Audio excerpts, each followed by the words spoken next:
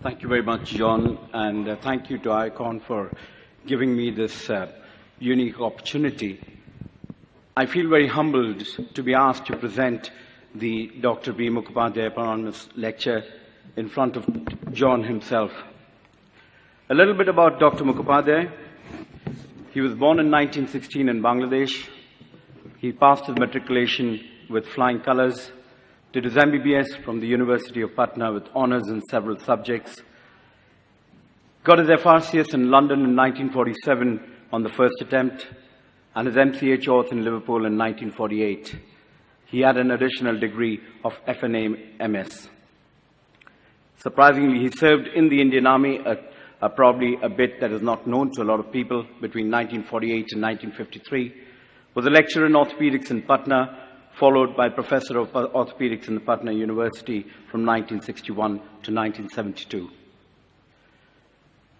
The unique thing about Dr. Mukhopadhyay, he was the first Indian surgeon in any specialty to be made the Hunterian professor at the Royal College of Surgeons of England. And in those days, that was indeed a very unique thing. He was awarded the Padma Bhushan in 1970 and the Dr. B.C. Roy Award for the Best Medical Teacher. No doubt an accolade that he richly deserved. He started the first MS Auth degree in Patna, first to be recognized by the Medical Council of India. He has published extensively, well over 100 papers, and he was the first to introduce a number of surgical procedures in India, more importantly, intramedullary nailing. He was the first president of the Association of Surgeons of India, appointed unopposed. The founder secretary of this prestigious organization, the Indian Orthopedic Association, between 1955 to 1963, and then took over as the president in 1964. He laid the foundation of the Bihar Orthopedic Association and led it through its formation years between 1966 to 77. And the outrageous bit is the fact that every district in Bihar and today in Jharkhand has got its own orthopedic club. What a mentor, what a teacher, what a clinician, what a leader, and what a guide. It is indeed my privilege to be able to present to you the B. Mukhopadhyay Eponymous Lecture. And for that I've chosen a topic fairly close to my heart: high flexion total knee replacement, a myth or a reality. I come from Huddersfield in the United Kingdom, in the north of the country, and in cricketing terms between Old Trafford and Headingley, a town situated exactly in between. And I bring you greetings from there. Total knee replacement, the aim of it is to provide the patient with a painless knee replacement which is stable with adequate range of movements. It has good long-term results. Most of the issues have been well addressed. We understand wear characteristics better. Overall, we think we know the knee much better than what we did a few years back. As a result, the indications for total knee replacement have widened, and younger, more active patients are being offered this procedure. The previous issues in total knee replacement revolved around the posterior cruciate, the alignment, both topside and backside wear, polyethylene, the patella to resurface or not to, and to a certain extent, flexion range. And historically, the challenges associated with total knee replacement revolved around the management of the posterior cruciate ligament, revolved around alignment, and latterly around the polyethylene wear, both related to the material and the manufacture of the polyethylene. But the entire process was put to test in 2002 and 2005 by these two papers written by Weiss et al. And Nobel et al., when they told us that what we are actually doing in terms of total knee replacements for the patient was inadequate, as patients remained unhappy because they were unable to go back and restore their function or what they really wanted to do. And that has again been brought up in a publication as late as this year in October 2017. And it has questioned as to whether patient satisfaction after total knee replacement is a realistic or an imaginary goal. And as surgeons, we are certainly being tested. The issues today as far as primary total knee replacement are concerned relate to the improvement of patient function, the flexion range, and prosthetic longevity. The functional outcome is well understood. It means loss of pain, which is a given, a better range of movement, probably high flexion, and a return back to normal life and activity, socially, professionally, and on religious grounds. What is high flexion? One would say that it's ability to carry out daily activities which need mid to high flexion, and that, perhaps in all our lifestyle, includes squatting and kneeling, which involves 160 degrees, getting out of the bathtub in the Western world at 135, or playing golf as a recreational sport at more than 120 degrees. In the Western world, the range of movement that is required extends from 67 to 120. And in our part of the world here, squatting, kneeling, and being cross-legged, sitting cross-legged involves 150 to 160 degrees. That is high flexion. This resulted in a challenge in trying to get these patients that high flexion. And the idea was to improve functional outcomes by using higher flexion with using higher range prosthesis. And this is probably the myth that we were led to, perhaps again by companies. A point alluded to by the previous speaker as to how perhaps company-driven we often get to. That saw the birth of the PFC Sigma rotating platform high flex device and the next-gen high flex device, two of the most commonly used high flexion implants. What happened to them? Initially, they did well. In 2009, in a systematic review written by Murphy et al., there were 9 studies, 399 implants in 370 patients. 5 studies showed a better range of movement, but the author himself claims that most of the studies were flawed and the functional outcomes lacked any sensitivity. When we looked at publications from Germany, they claimed that patients achieved greater range of movement using high flexion implants. Not surprisingly, they hadn't compared it to anything else. But when we looked at 5-year follow-ups of next-gen CR Flex Mobile 75 patients, the maximum flexion was 122 degrees. A lot amongst you would say that is probably normal even with a standard implant. And they did make a point to say there was no significant difference to standard prosthesis results.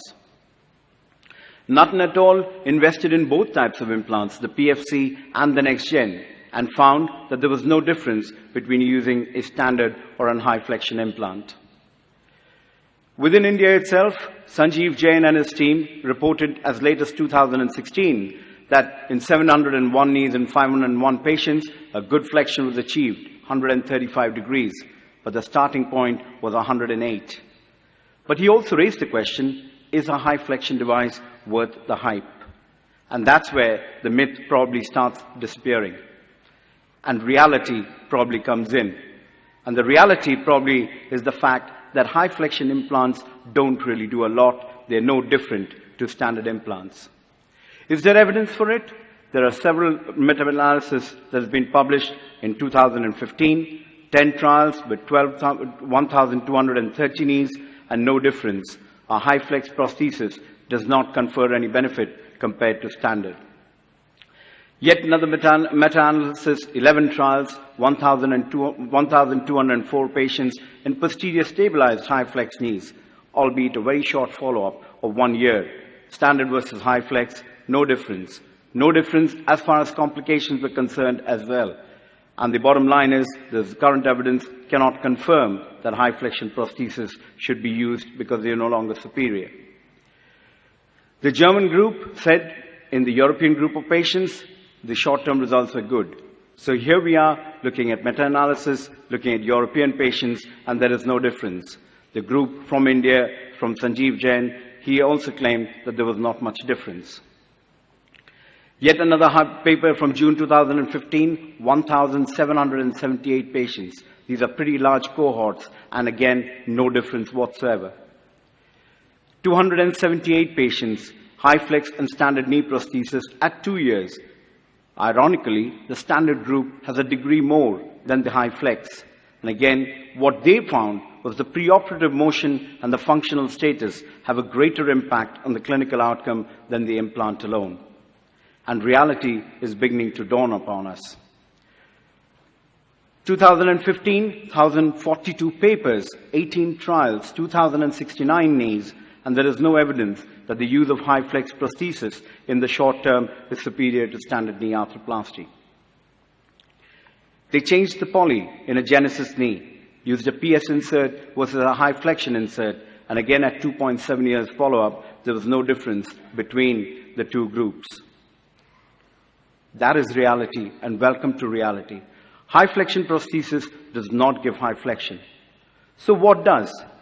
When we accumulate all the results together, if we just look at high-flexion prosthesis as a group, cruciate retaining versus substituting, there is no statistical difference. There is no evidence of better function.